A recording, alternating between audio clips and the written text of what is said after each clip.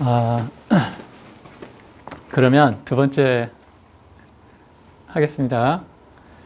그, 그, 점점 많은 사람들이 암에 걸리고 있잖아요. 그죠? 그런데 암으로 치유됐다는 사람은 거의 없잖아요. 물론 뭐 있는데 한 5년 살다가 다 죽잖아요. 또, 암을 치유되는 약물이 무수히 만들어졌는데 그 어떤 암을 완전히 치유하는 약이다 이렇게 나온 경우는 없거든요. 증상을 완화시킬 뿐이지, 그죠? 그러니까 이제 뭐 한 알에 몇만 원 한다, 글리백 뭐 이야기 들어보셨죠? 그런 것도 메커니즘은 아까 말씀드린 암의 여섯 가지 특징이 있었잖아요. 그 중에 하나인 이제 성장인자를 차단하는 그런 메커니즘으로 이제 치유가 되는 것 뿐이에요. 그런데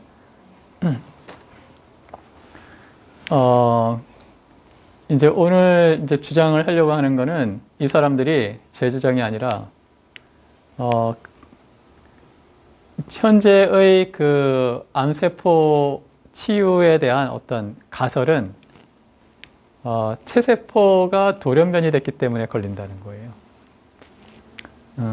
돌연변이라는 거는 유전자가 이제 정상적으로 있어야 되는데, 뭐 바뀌었다는 거죠. 그죠? 그러니까 이제 유전자는 핵심 가설이 중심 이론이라고 그러는데 센트럴 도그마라고 그러는데 이제 중심 가설의 핵심은 뭐냐면 이제 세포가 있으면 진핵 세포가 있으면 그 안에 좀 더 작은 핵막이 있어요. 그 핵 안에 DNA가 있어요. 근데 DNA는 우리 몸은 50조개로 되어 있고 216개의 조직으로 되어 있지만 모든 세포에는 모든 인체에 대한 정보가 다 담겨 있는 거예요. 쉽게 말해서 우리 피부에 있는 세포다 하면은 피부에 관한 유전자만 있는 게 아니라 눈이나 코, 뭐 입, 내장, 신경에 대한 정보를 다 같이 가지고 있어요. 그러니까 이제 피부 세포는 그 많은 뭐 2만 6천 가지 정도에 되는 우리 인체는 2만 6천 가지 정도의 유전자가 있다고 이야기하거든요. 그 2만 6천 가지 중에 피부 세포는 피부와 관련된 것만 단백질로 만들어야 돼요. 그죠? 그래서 그 부분만 이제 RNA로 만드는데 그걸 메신저 RNA라고 그래요. 그래서 DNA에서 DNA를 주용으로 해서 메신저 RNA가 나오고 메신저 RNA가 핵막을 통해서 세포질로 나오면 그 세포질에서 리보솜이라는 녀석을 관통하면은 리보솜이 메신저 RNA에 있는 AUCG라는 그 서열에 따라 가지고 아미노산들을 20가지 아미노산을 붙여 나가는 거예요. 그래서 일정한 크기가 되면은 아미노산들이 극성 전기적인 전화를 통해 가지고 얘들이 접히죠, 스스로. 그래서 어떤 구조를 만들어내요. 그게 이제 센트럴 도그마거든요. 그러니까 DNA가 mRNA로 만들고 mRNA가 프로테인, 단백질을 만든다. 그런데 체세포 돌연변이설은 첫 번째 단계인 DNA 자체가 고장이 났다. 그래서 계속 암들이 생기는 거다. 이제 이렇게 이야기를 하는 거예요. 그러니까 가설에 따라 가지고, 그러니까 전략과 전술이 있잖아요. 그러니까 어떤 원인 파악이 그렇게 돼 있으니까 암 치료에 있어서도 타깃은 유전자가 될 수밖에 없는 거예요. 또 유전자가 고장났기 때문에 어떤 세포, 암세포가 있다. 그럼 유전자를 고칠 수 없다면 그 암세포는 제거가 돼야 돼요. 그냥 거꾸로는 안 되니까. 그래서 현대 암 치료의 방법은 암 덩어리가 크면은 잘라내고 약간 작은 건 방사능으로 태워 죽이고 그래도 남은 거는 인체 내에 있는 유전자 복제기구를 전부 다 정지시키는 약물을 쓰는 거예요. 그래서 그런 약물을 먹게 되면 사람들이 정상세포도 정지가 되니까 소화가 안 될 거잖아요. 근데 암세포를 잘라냈으니까 많이 먹어야 된다고 먹으면은 소화를 시킬 수가 없죠. 그러니까 토하게 되고, 그죠? 무기력하게 되고, 또 세포가 계속 만들어져야 되는데 안 만들어지니까 머리털이 빠지고, 뭐 이런 상태. 또 면역세포도 정지시켜버리니까 면역기구가 약화되잖아요. 그러니까 여러 가지 질병에 감염이 쉽게 되고, 이런 이제 악순환이 반복이 되는 거예요. 그런데 종양 조직의 유전자 돌연변이가 원인이 아니라 또 다른 원인에 의한 결과였다면 이제 이렇게 이제 가설이 나오는 거예요. 그렇다면 엉뚱한 걸 치료를 하고 있다는 거죠. 쉽게 말해서 여기 수도꼭지가 있는데 수도꼭지가 열려서 막 물이 넘치고 있어요. 그런데 바닥에 막 물이 흥건해요. 그러면은 흥건한데 그러면은 물을 치우려면 어떻게 해야 되죠? 수도꼭지를 잠궈야 되죠. 1차 원인이니까. 그런데 현대의 암 치료는 수도꼭지를 잠그는 게 아니라 이 싱크대를 넘어온 바닥에 고여있는 물만 열심히 닦고 있다는 거예요. 그러니까 여기 물이 아무리 빨리 치우더라도 물이 계속 원인이 수도꼭지를 안 잠그니까 계속 이제 물이 넘칠 수밖에 없는 거죠. 그러니까 결국은 치료를 하지 못하고 결국 사망의 길로 대부분 간다. 이제 이렇게 이야기를 하는 거죠. 그렇다면 1차 원인은 뭐냐? 1차 원인은 암세포가 호흡이 불충분해서 생긴 거다. 이렇게 이야기를 하는 거예요. 쉽게 말해서 우리 몸은 다세포로 되어 있잖아요. 그러니까 단세포, 예를 들어서 세포가 이렇게 하나다. 하나다 그러면은 세포막을 통해서 영양소도 공급되고 산소도 공급되고 노폐물도 바깥으로 나오고 이럴 수 있잖아요. 그죠? 그런데 우리가 다세포로 되어 있기 때문에 세포에게 영양소를 공급하고 산소를 공급하고 노폐물을 제거하는 시스템, 혈관이 발달이 되어 있어요. 근데 그런 순환계가 문제가 생긴다는 거죠. 순환계가 문제가 생기는 이유는 여러 가지가 있을 수가 있죠. 다음 시간에 이제 설명을 드리겠지만 저는 이제 적혈구가 상당히 중요하다고 생각을 하는데 적혈구는 안에 이제 그 산소를 이동시키는 분자들이 있잖아요. 뭐죠?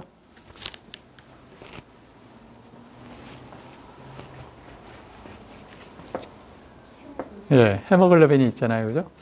근데 헤모글로빈이 하나의 적혈구에 25만 개 정도가 있다고 그러거든요. 그러니까 하나의 적혈구는 100만 개의 산소를 이동을 시키는 거예요.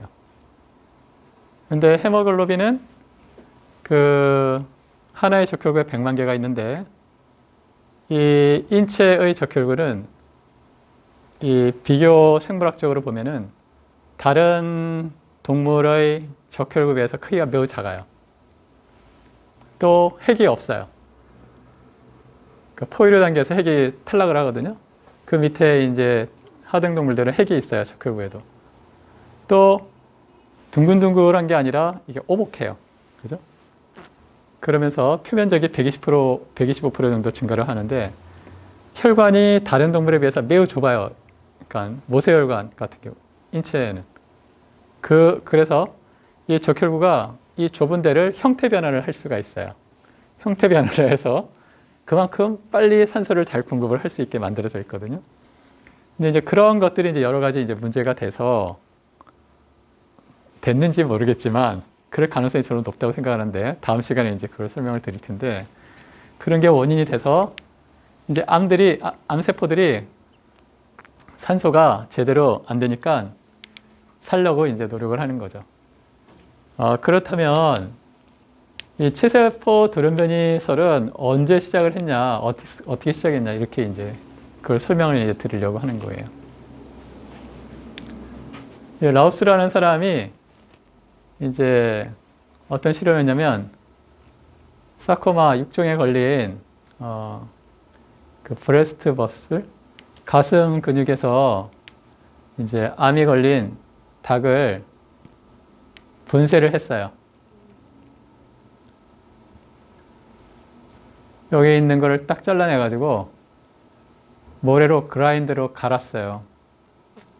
갈아가지고 작은 필터에 통과를 시켰어요. 그러니까 이제 파스테르하고 고흐라는 사람이 있었잖아요. 그러니까 파스테르가 프랑스 사람이었나요? 고흐가 독일 사람이었나요? 이 두 사람이 당시에 대단한 이제 경쟁 관계로 있었는데, 이 사람들이 이제 상당히 많은 세균들, 병원균들을 발견을 했어요. 그런데 이 사람들이 당시에 이제 분류를 하는 거는 두 가지 방법이었는데, 어떤 가느다란 채를 걸러가지고 통과를 한 녀석이 병에 걸리게 하면 그 바이러스, 통과가 안 된 녀석이 병에 걸리게 하면 박테리아, 미생물, 이렇게 이야기를 했어요. 그래가지고 얘들이 통과된 녀석을 이 통과된 액을 정상 닭에다 찔렀더니 얘가 똑같이 사쿠마가 생기더라는 거예요. 그러니까 이 뭐예요? 이 뭔가가 암을 유발시켰다는 거죠. 쥐를 가지고 또 해봤는데 이제 화학적으로 이제 돌연변이를 시켰어요. 그러니까 유전자를 집어넣으면 트랜스포메이션이라고 이야기하는데, 동물 세포에 이 트랜스포메이션 된 DNA를 걸러내가지고 다시 정상 마우스 세포에다가 집어넣었더니 얘들이 똑같이 돌연변이를 하더라는 거예요. 이거를 다시 쥐에다가 해봤더니 쥐가 여기 튜머, 암이 이제 발생을 하더라는 거예요. 이렇게 혹이 달린 것처럼 암이 생기더라는 거예요. 그래서 이제 나중에 알고 봤더니 이 유전자가, 바이러스에 있는 유전자가 정상세포에 끼어들어가 가지고 이제 암을 만들더라. 그래서 이제 그때부터 이제 체세포 돌연변이설이 각광을 받기 시작을 했어요. 그래가지고 그때부터 많은 학자들이 암을 발생시키는 유전자가 뭔가, 그래가지고 그리고 암을 발생시키는 바이러스가 뭔가 해가지고 열심히 연구를 해서 무수히 많은 바이러스들, 그리고 그 바이러스들이 침입하는 유전자 부위들, 그리고 발생하는 유전자 그 암들, 이런 걸 발견을 한 거예요. 그리고 지금 암 교과서에 보면은 거의 대부분 이러한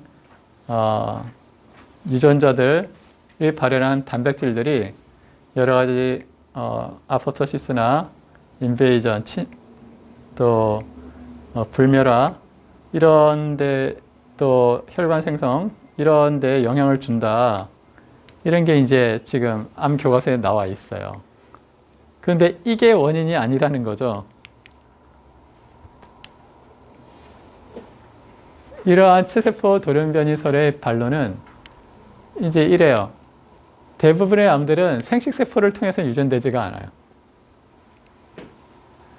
또 두 번째, 모든 암세포에서 동일한 유전자 결손이 발현되는 경우는 드물다는 거예요. 여기 이제 출처인데, 출처는 제가 다음 시간에 드릴게요. 그 다음에 유전자 표적 치료제가 700개가 넘게 지금 개발이 됐지만 고형암 환자가 완치된 경우는 한 번도 없었다는 거예요. 또 하나의 종양 내에서도 세포마다 다른 돌연변이가 생길 수 있다. 대부분의 산발적인 암의 돌연변이에서 유전자의 이질성, 종류가 다른 유전자가 돌연변이 되고, 무작위성, 그게 또 일정한 패턴을 가진 게 아니라 자기 멋대로 그냥 부서지고 고장나는 거는 일반적인 현상이라는 거예요. 그래서 유전자의 결손이나 문제는 암의 원인이기보다는 어떠한 또 다른 원인, 근본 원인에 의해 가지고 파생되는 현상일 뿐이다. 이제 이렇게 주장을 이야기하고 있어요. 그래서 이 와르부르크라는 사람은 이렇게 이야기했어요. 간헐적인, 그러니까 interruptive. 그러니까 때때로 일어나는 호흡 손상 이후에 해당 작용을 항진시킬 수 있는, 해당 작용은 이제 미토콘드리아를 통해서가 아니라 세포질에서 발효를 하는 거예요. 낮은 효율로. 그러니까 미토콘드리아에서 생성되는 것보다 10분의 1 정도의 낮은 효율이죠. 에너지를 생성하는 건. 그러니까 더 많은 에너지가 필요한 거예요. 그런 작용을 항진시킬 수 있는 세포가 암세포로 변하는 거예요. 그러니까 이제 이런 거죠. 세포가 있는데 호흡 부전에 의해 가지고 미토콘드리아가 어떤 이유로 기능을 발휘를 못하게 됐어요. 그러니까 보통 정상적인 세포 하나에는 한 200개 정도의 미토콘드리아 평균적으로, 뭐 근육 같은 데는 훨씬 많고 평균적으로 200개 정도의 미토콘드리아가 있는데, 그 미토콘드리아가 기능이 이제 손상됐을 때 그걸 보상을 하려고 이제 세포질에서 발효를 막 증가를 못 시켰다. 그럼 세포는 이제 사망을 하는 거죠. 그런데 그렇게 계속 사망을 하다가 어떤 세포는 살아남으려고 자기가 안간힘을 쓰다가 미토콘드리아 없이 세포질에서 에너지를 많이 생길 수 있는 방법을 발견을 했다는 거예요. 그러니까 나 미토콘드리아 없이 살게 됐어 하고 이제 자기가 혼자 살려고 막 열심히 노력을 하는 거예요. 그게 이제 암세포라는 거예요. 호흡 문제가 생겼을 때 해당 과정을 증가시키지 못하는 세포는 에너지 부족으로 사망한다. 대부분은 사망을 했겠죠. 그죠? 대부분은. 근데 아까 말씀드린 대로 성인 인체의 1000배 이상의 세포를 죽을 때까지 만들고 소멸시키고 이래요. 그러니까 우리 몸에 50조 개니까 1000배면 얼마죠? 50조, 500조, 5000조. 엄청 많겠죠, 그죠? 그러니까 대부분은 세포들은 그런 나쁜 상황에서 비정상으로 되면 죽지만 어떤 녀석은 살려고 안간힘을 쓰다가 암세포로 된다는 거죠. 그런데 점진적으로 비가역적이라는 건 뭐예요? 가역적이라는 건 갔다가 올 수 있는 걸 가역이라고 그러죠. 비가역은 한 번 가면 더 이상 못 와요. 비가역적인 호흡 손상을 겪는 정상세포에서 암세포가 발생을 한다는 거예요. 또 호흡 부전이 일어나면 비산화적 인산화 과정, 그러니까 똑같은 얘기죠. 해당 과정에 대한 의존도가 높아져요. 미토콘드리아의 기능을 손상시키는 원인은 화학적, 유전적, 환경적 원인 등 다양할 수 있다. 이렇게 얘기. 그러니까 미토콘드리아는 자체 내의 DNA를 가지고 있어요. 그러니까 이제 또 미토콘드리아는 세포 내에서 막 운동을 많이 하잖아요. 그러니까 필요하면은 자기가 뭐 분열을 해요. 세균들처럼. 또 운동을 안 하면 필요가 없거나 자기들끼리 퓨전을 해요. 결합을 해요. 그러니까 되게 다이나믹한 녀석이죠. 또 세포의 생존을 결정해요. 그러니까 미토콘드리아 막에 있는 사이토크롬 같은 성분이 방출을 시키면 세포 스스로 자살하도록 5개에서 12조각을 막 내는 거예요. 스스로. 그러니까 미토콘드리아는 어떤 의미에서는 핵 이상으로 우리 생명체의 생존을 결정하는 녀석이다. 이렇게 볼 수 있죠. 그럴 수밖에 없죠. 왜냐하면 생명의 본질은 에너지니까. 그죠?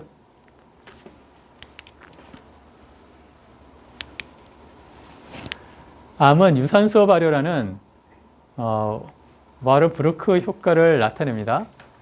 유산소 발효라는 것은 문자 그대로 산소가 있음에도 불구하고 포도당을 섭취해가지고 젖산의 생산을 증가를 시키는 거예요. 이거는 이제 아까 보여드린 대로 방사능 표질을 한 포도당이 잘 드러나는 거예요. 암 부위에서. 이렇게 이야기할 수 있어요. 열, 해충, 쥐와 같이 전염병의 원인은 여러 가지가 있다. 하지만 단 하나의 공통적인 원인은 전염병 세균이에요. 마찬가지로 암을 일으키는 원인은 타르, 방사선, 비소, 스트레스, 우레탄 등이 있지만 공통적인 원인은 비가역적인 호흡 손상이라는 거예요. 포도당 발효가 증가하는 이유는 정상적인 호흡 과정이 손상되어서 생존을 위한 에너지를 보상하려고 하기 때문입니다. 암세포에서 호기성 해당 과정은 산소가 결핍되거나 호흡이 불완전한 경우에 모두 일어날 수 있어요.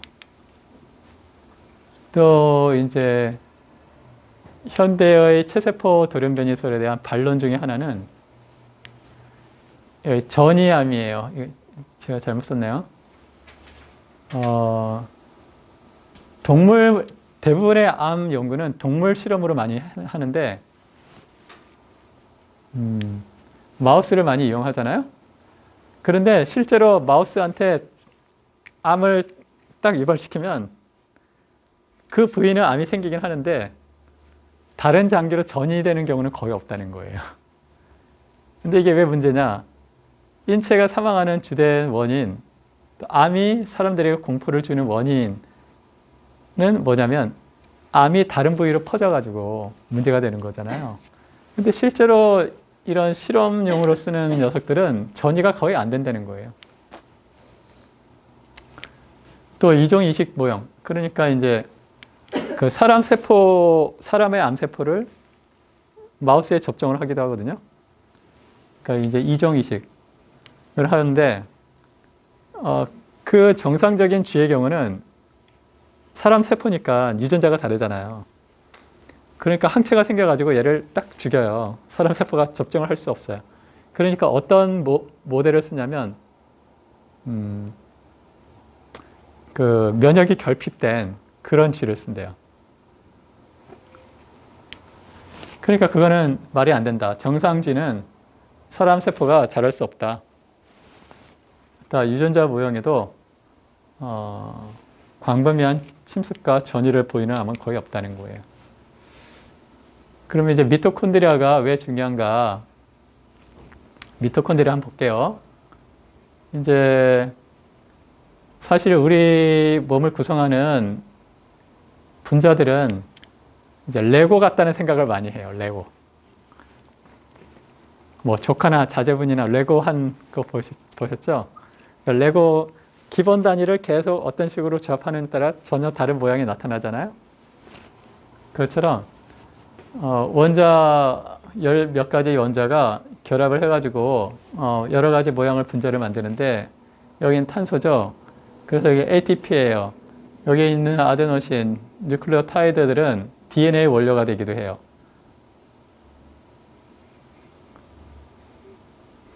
이 에너지의 기본 단위인데 여기에 있는 PO3, 얘가 인산기인데 PO3가 이렇게 잘려나갈 때마다 에너지를 발생을 시켜요. 그래서 얘가 잘렸다가 다시 결합을 하고 잘렸다가 다시 결합하고 이러면서 에너지를 쓰고 다시 결합을 하고 다시 결합을 시키는데 필요한 에너지를 우리는 음식을 통해 가지고 이제 공급을 받는 거잖아요. 여기 미토콘드리아의 구조가 있는데 미토콘드리아는 외막과 내막이 있어요. 그리고 이 사이에 이렇게 접힌 부분을 크리스탈이라고 이야기하는데 이렇게 접히면은 이 내막 사이에 ATP 합성 효소가 있어요. 그래서 우리가 음식을 먹으면 우리 음식을 이제 포도당을 태워가지고 이제 여기에 있는 이 내막 바깥으로 수소이온을 막 만들어내는 거예요. 그러면 이 내막 바깥으로 수소이온이 있고 안에는 수소이온이 적기 때문에 농도 기울기에 의해서 수소이온이 안으로 들어가요. 이 들어가는 힘에 의해 가지고 ADP 여기 ADP하고 인산이 결합을 해서 이제 ATP가 되는 거죠. 그죠? 네. 그래서 이제 ATP가 만들어지는데 길이는 1 내지 2 마이크로미터. 이 미생물 크기하고 똑같죠. 또 가로는 0.1에서 0.5 마이크로미터. 그리고 이렇게 표면적, 이렇게 크리스탈 접힌 부분이 있으면서 표면적이 아주 많이 늘어나게 되는 거죠. 미생물의 경우는 이런 이중막이 없어서 에너지를 수소이온을 이렇게 바깥으로 내놓으면 수소이온이 바깥에 있기 때문에 확산이 돼요. 바깥으로. 그래서 에너지 효율이 되게 낮죠. 그런데 사람은 미토콘드리아 내막과 외막이 있어가지고 이제 이 막 사이에다가 수소이온을 넣기 때문에 에너지 효율이 훨씬 높죠. 어쨌든 게다가 이제 그래서 이제 그림을 보면은 이 미토콘드리아에서는 상당히 다양한 일들을 해요. 스테로이드, 콜레스테롤이라고 이야기하는 스테로이드도 합성을 하고요. 베타 옥시데이션, 지방산도 산화하고요. 글리코네오제네시스, 당을 새로 합성하기도 하고요. ATP도 합성하고, 또 요소, 사이클, 또 아미노산 대사, 또 햄 합성도 하고요. 다음 시간에 이제 중요하게 다뤄질 케톤이라는 것도 만들어내요. 여러 가지 이제 역할들을 이제 미토콘드리아가 하죠. 또 여기서 보시면 여기 사이토졸 해가지고 세포질이고요. 미토콘드리아인데 이 막을 경계로 세포질에서는 2개의 ATP를 만드는데 미토콘드리아에서는 36개를 만들어요. 그런데 암세포의 미토콘드리아, 이게 암세포의 미토콘드리아인데 이렇게 정상적으로 좀 생겨야 되는데 이게 정상적인 건데요. 암세포들은 미토콘드리아 이렇게 찌그러져 있다는 거예요, 대부분.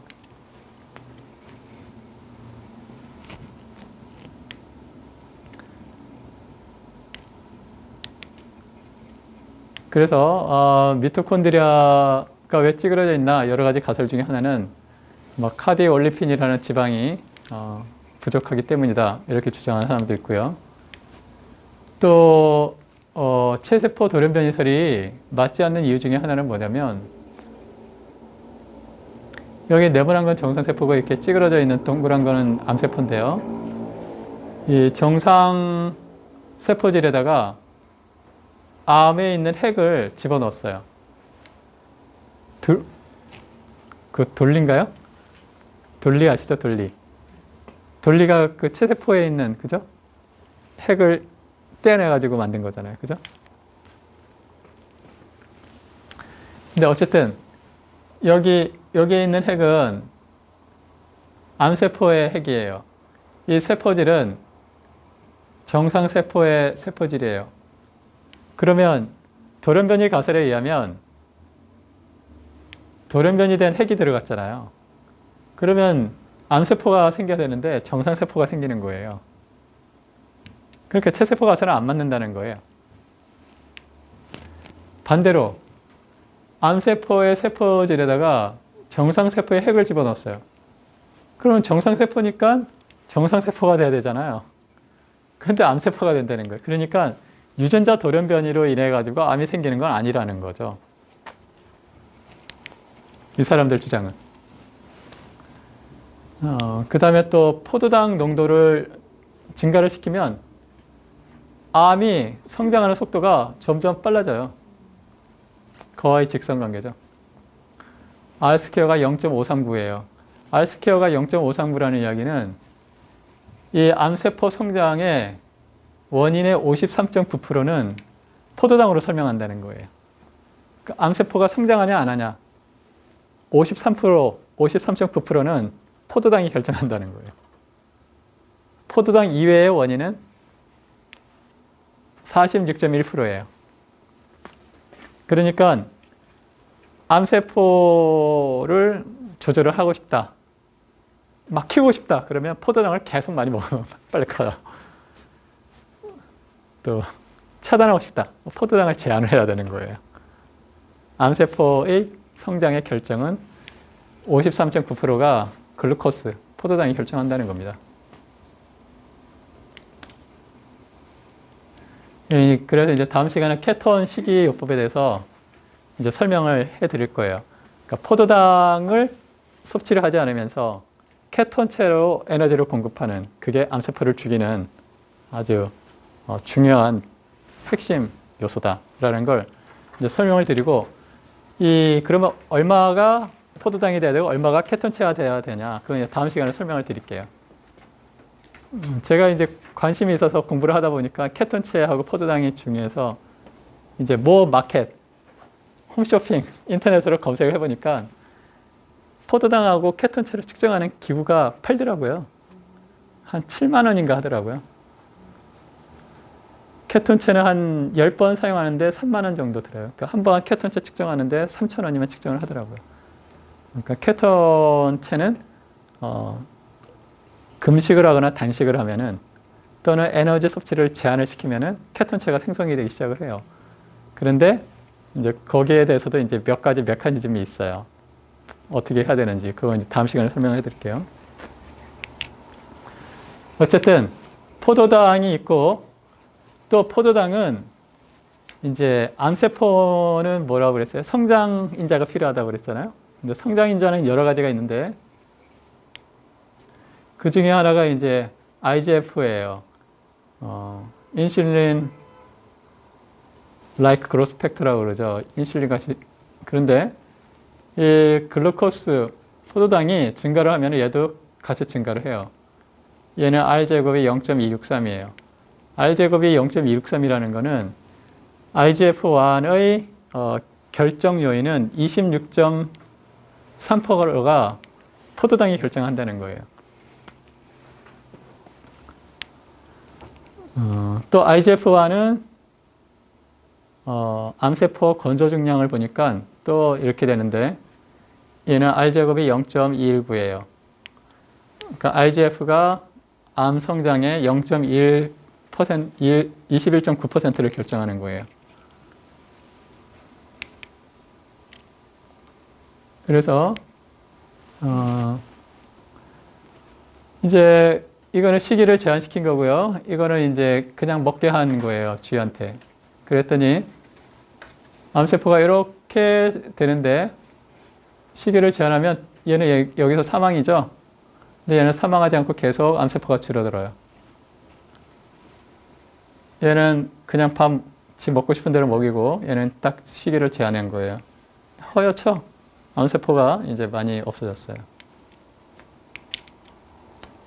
미토콘드리아는 세포 지질의 21%를 차지해요. 그러니까 우리가 생각할 때는 얼마 안 되는 것 같지만 이 내막이 이렇게 접혀 있잖아요. 그죠? 크리스탈 이렇게 접혀 있기 때문에 접히면서 세포막이 엄청나게 이제 밀집이 되는 거예요. 그러니까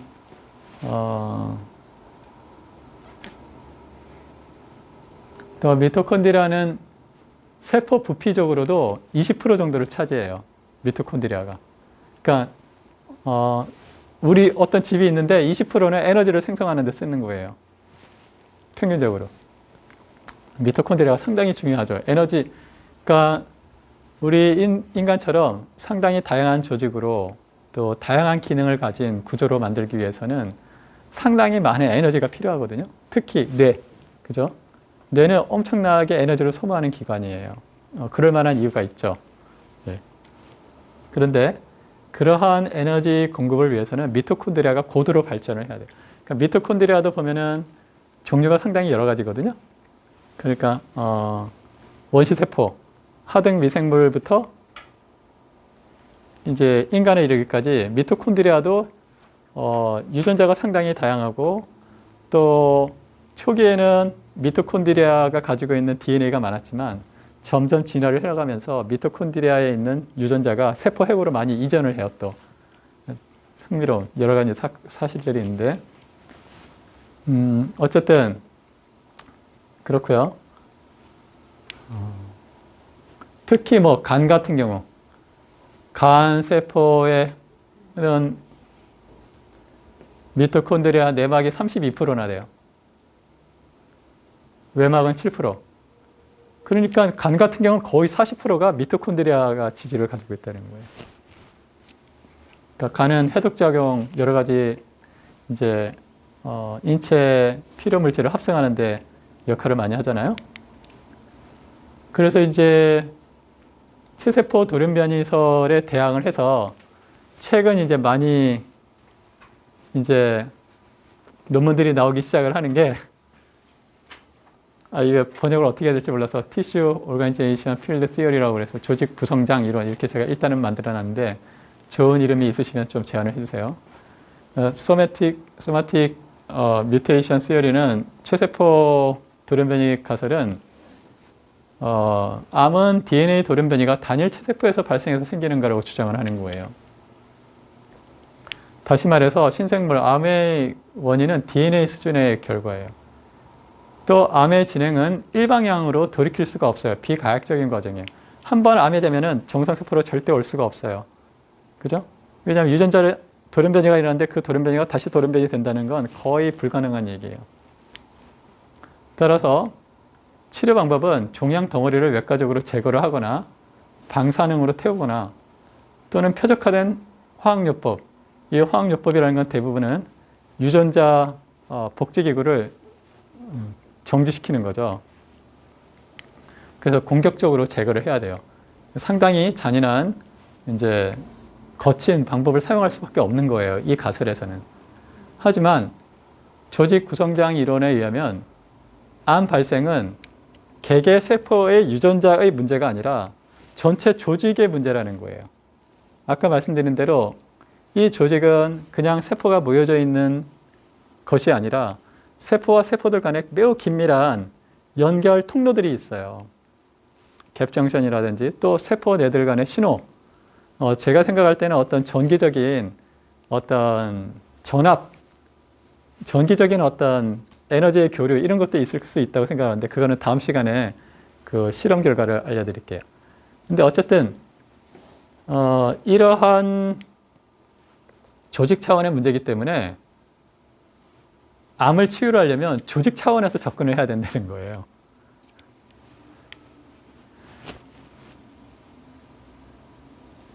비유를 이렇게 들었어요.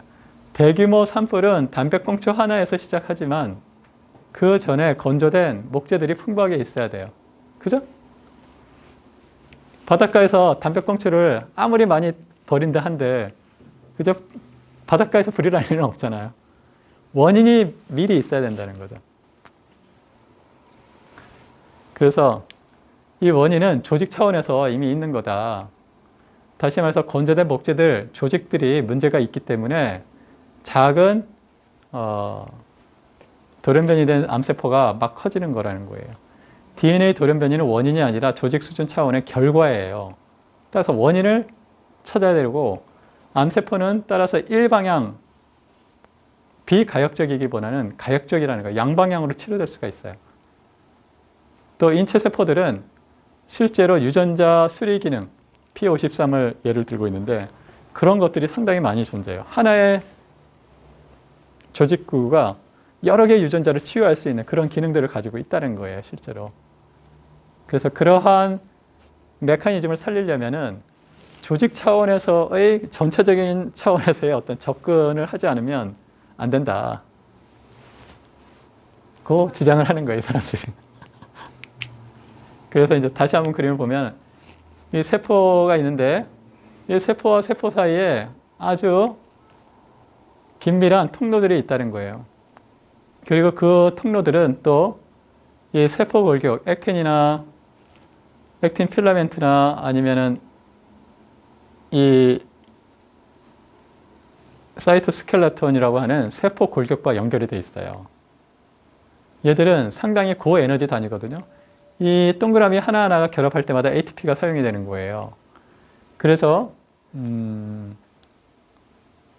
진핵세포가 발전할 수 있었던 이유 중에 하나는 이런 세포 골격을 만들 수 있는 에너지를 충분히 생산할 수 있었기 때문에 가능하다. 이렇게 이제 이야기를 하거든요.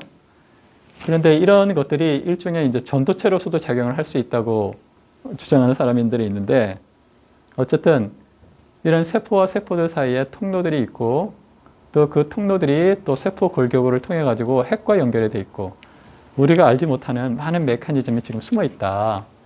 그래서 암을 치유하기 위해서는 핵만이 아니라 조직 차원에서 접근해야 된다. 이렇게 이야기하고 있고 또 하나는 세포가 암세포로 되기까지는 한 번에 암세포로 되는 게 아니라 계속해서 일정한 단계를 거쳐간다는 거예요.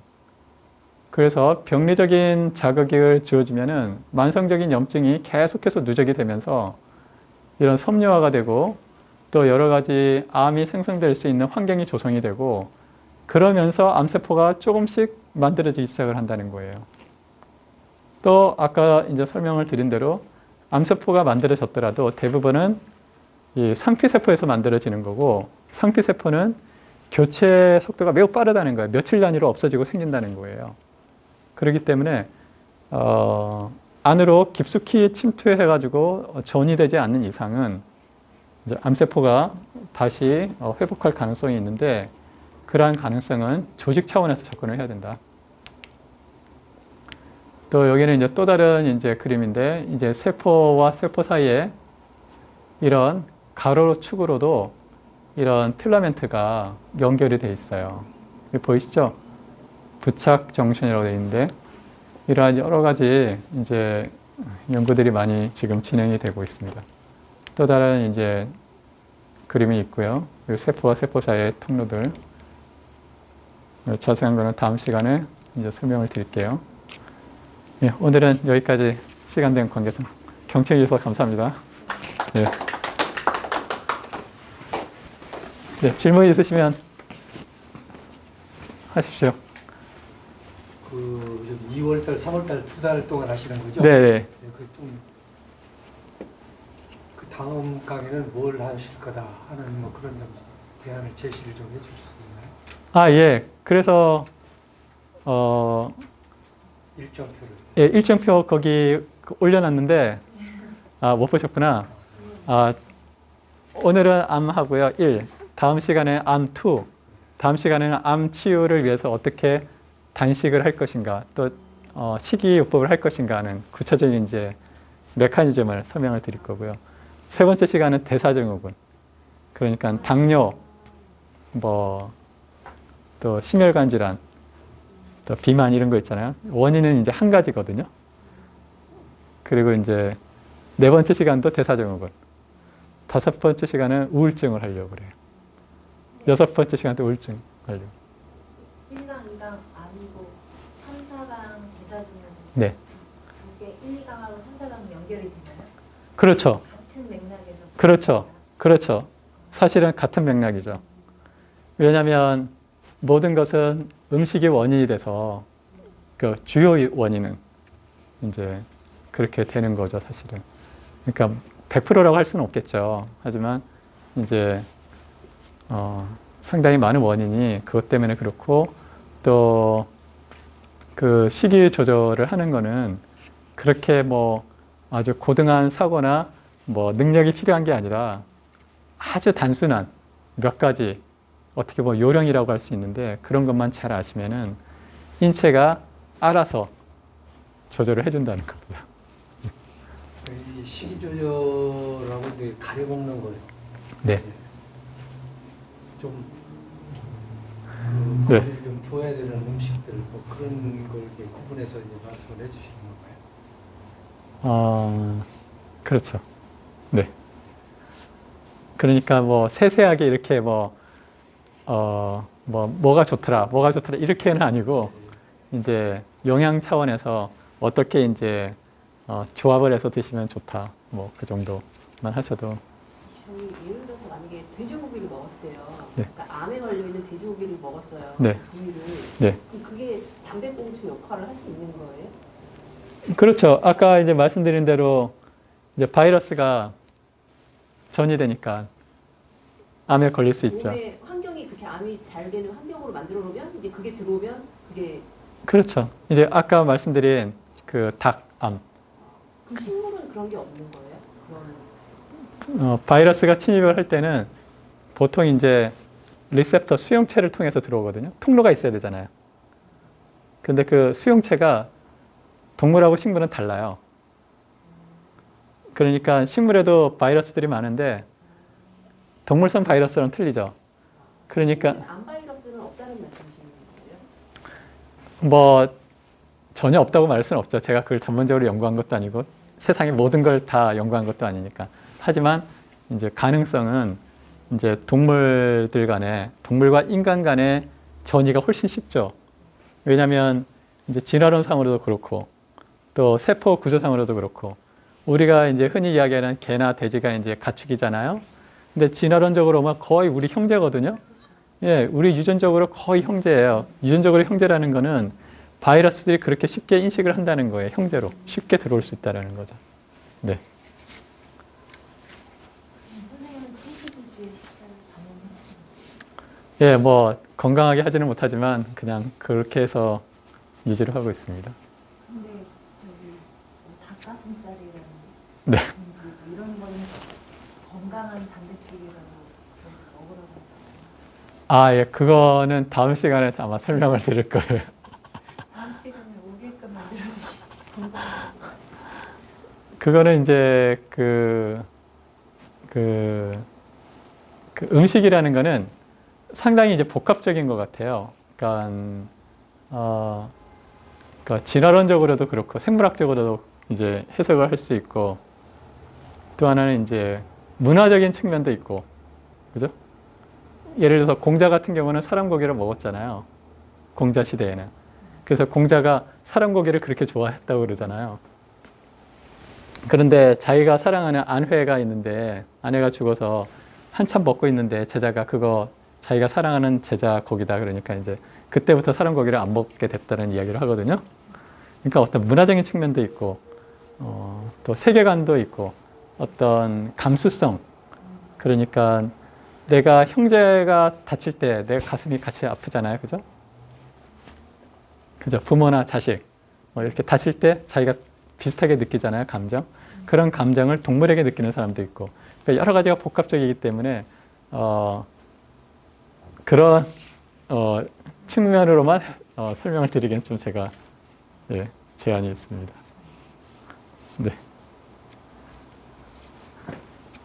또 코로나에 암 성장을 촉진시킨다고 하셨잖아요. 예. 그럼 과일 같은 거 좀 당분이 많은 것도 좀 제한해야 되겠네요. 그런데 이제 밀도가 있잖아요. 밀도. 그러니까 이제 과일이 포도당이 주성분이긴 하지만 거의 95% 이상 물이잖아요. 그죠? 또 어떤 경우 99%가 물인 경우도 있고. 그러니까 실제로 먹었을 때 인체에 어떤 충격을 줄 만큼 그렇게 농도가 높지는 않다는 거예요. 실질적으로. 그러니까 반면 떡 같은 거 있잖아요. 떡은 한 2개만 먹어도 밥 한 그릇 정도의 칼로리를 내거든요. 그러니까 엄청나게 밀도가 높은 거예요. 그러니까 떡은 조금만 먹어도 인체에 데미지가 커요. 예. 고구마 달잖아요. 고구마도. 근데 고구마는 이제 섬유소가 많이 있죠. 그러니까 이제 복합적이죠. 이제 섬유소라는 게 일종의 스펀지 역할을 하잖아요. 그러니까 스펀지처럼 물을 머금었다가 필요할 때마다 조금씩 내주잖아요. 그러니까 인체가 이제 12m 정도의 장이 있는데 뭐 하루 정도 이렇게 내려가잖아요. 거기서 조금씩 이제 내보내죠. 섬유소가 많이 있으면. 그러니까 이제 똑같이 예를 들어서 떡을 드신다고 해도 미리 섬유소가 풍부한 걸 먼저 드시고 떡을 드시면 좀 낫죠. 인체가. 섬유소 이제 효과를 완충작용을 해주니까. 예. 그래서 밥도 현미를 먹어야 되는 거예요? 그렇죠. 그러니까 이제 미국 영양학회에서는, 북미 영양학회에서는 권장하는 게 50%다 100% 못 먹었겠으면 50% 정도만이라도 현미를 먹어라. 또 통곡류를 먹어라. 이렇게 이야기를 하거든요. 그러니까 그 정도만 먹어도 이제 섬유소의 어떤 완충 효과를 나타낼 수가 있고, 또 하나는 이제 우리가 이제 빙하기가 1만 5천 년 전에 이제 풀렸잖아요.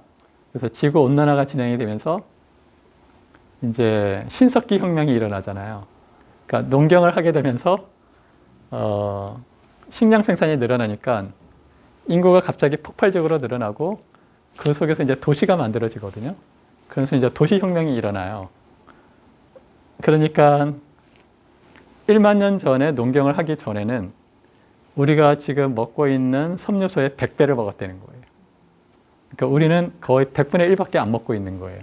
그러니까 1만 년 동안 유전자가 변화는 하긴 했겠지만 그걸 감당할 만큼 그렇게 급격하게 변화는 안 됐다는 거예요. 또 섬유소는 이제 언제 급격히 이제 적게 먹게 됐냐면 롤러밀, 그러니까 그러니까 쇠로 만든 롤러가 생기면서 100년 전에 산업혁명기 지나고 그때부터 이제 급격히 줄어들게 됐거든요.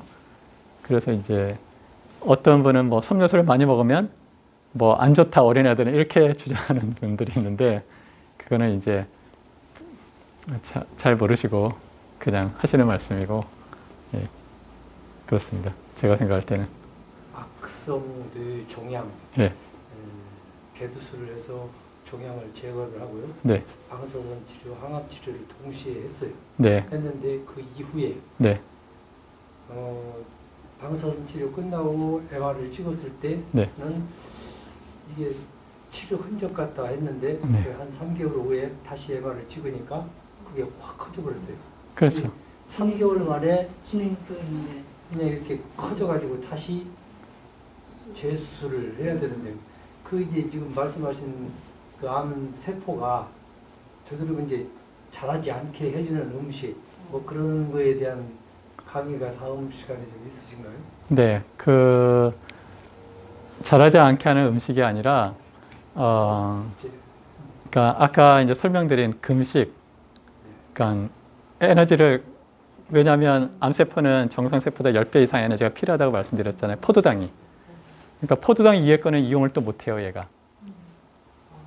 그러니까 암세포를 죽이려면 어떻게 해야 되겠어요? 정상세포는 살리면서. 정상세포는 포도당 말고도 이용할 수 있는 에너지원이 많거든요. 그 중에 대표적인 게 이제 지방이에요. 근데 지방은 이제 중성지방이라고 이야기하는데 중성지방은 지방산과 글리세롤로 분해가 돼요. 그러니까 이제 글리세롤은 간으로 가서 케톤체라는 걸로 변환을 해요. 케톤체가 뇌로 가서 이용을 하는 거예요. 그러니까 잘 모르는 사람은 뇌는 포도당만 들어간다. BBB라고 하는 뇌 장벽이 있는데 그거는 포도당만 통과한다. 그래서 음식을 포도당 먹지 않으면 뇌가 죽는다. 이렇게 주장하는 사람이 있는데 그렇지가 않아요. 케톤체로 에너지를 공급을 하게 돼요. 그 케톤체는 이제 아토파즈라는 이제 메커니즘을 촉진시켜요. 이제 아토파즈는 다음 시간에 설명을 드릴 텐데 아토는 셀프, 스스로라는 뜻이고 파즈는 to eat, 잡아먹다라는 뜻이에요. 그러니까 뭐냐면 우리 세포는 뇌세포나 심장세포는 거의 평생을 쓰잖아요. 아까 말씀드린 대로 상피세포는 6일 만에 한 번씩 갈리거든요. 새로 이렇게 밀려가지고 새로 죽고 새로 갈리고 이렇게 이야기하는데 뇌나 심장세포는 거의 평생을 쓴다고 이야기를 해요. 그러니까 얼마나 쓰레기가 많이 쌓이겠어요. 그러니까 쓰레기 쌓인다는 이야기는 아까 세포 부피의 20%가 미토콘드리아라고 말씀드렸잖아요. 그러니까 쓰레기가 쌓이면 어떻게 되겠어요? 나중에 미토콘드리아를 건드리지 않겠어요? 그죠? 그럼 미토콘드리아가 손상이 돼요. 파괴가 돼요. 근데 미토콘드리아가 하는 역할은 뭐냐면 산소를 공급받아서 연료를 태우는 거예요. 그런데 그 과정에서 뭐 1만 개 중에 하나는 활성산소가 나온단 말이에요. 활성산소는 반응성이 매우 커요. 그래서 주변에 있는 암호하고나 반응을 시켜가지고 엉겨버린단 말이에요. 그래서 이제 암세포가 생겼어요. 그러면 이제 단식을 한다. 그러면 이제 암이 처음에는 영양소 공급이 없으니까 어떻게 해야 되겠어요? 스스로 잡아먹겠죠. 자기 세포 내에 있는 쓰레기를 잡아먹는 거예요. 예? 그런데 암세포는 정상세포보다 에너지가 10배나 많이 필요하다고 그랬잖아요. 그러니까 똑같은 기간을 단식을 하더라도 누가 먼저 사망을 하겠습니까? 암세포가 먼저 사망을 하죠. 아주 단순한 논리예요.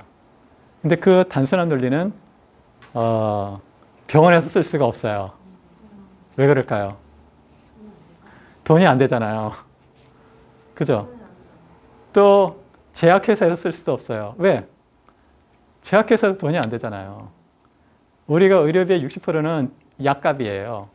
병원에서 100만 원의 의료비를 냈다면 60만 원은 약값이에요. 그러니까 병원으로 가는 게 아니라 제약회사로 가는 거예요. 그러니까 현대의 어떤 의료 체계는 본질적으로 예방 체계로 가지 않으면은 계속 이제 문제가 심각해질 수밖에 없는 거예요. 사람들이 다 털릴 때까지 계속 이제 낼 수밖에 없는 거예요. 생각해 보세요. 사랑하는 사람이 치료를 해야 된다고 돈이 필요하다고 그러는데 네? 1,000만 원이고 1억이고 안 내겠어요? 있는 거는 다 내줄 수밖에 없는 거예요. 그죠? 갈등을 가질지라도. 그죠?